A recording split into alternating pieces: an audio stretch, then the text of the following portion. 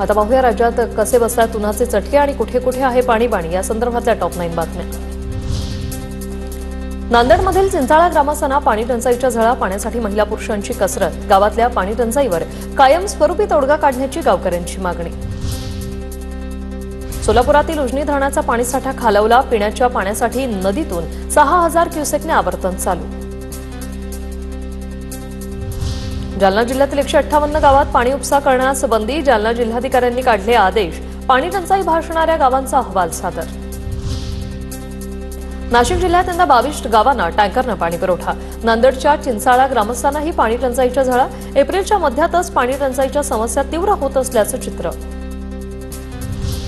विदर्भात उन्हाचा तडाखा आणि आगीच्या भीतीने महावितरणने नागपुरातील सर्व सबस्टेशनवर ट्रान्सफॉर्मरसाठी लावले कूलर्स लावल्याने ट्रान्सफॉर्मरचं तापमान कमी करण्यास मदत।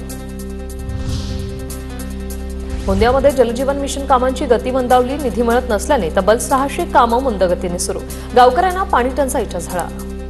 जळगाव जिल्ह्यात उष्णतेची लाट, चाळीसगाव तालुक्याचं तापमान 41 अंशावर, रस्ते निर्मनुष्य, चाळीसगाव, भडगाव, पाचोरा तालुक्यातील तापमानात मोठी वाढ।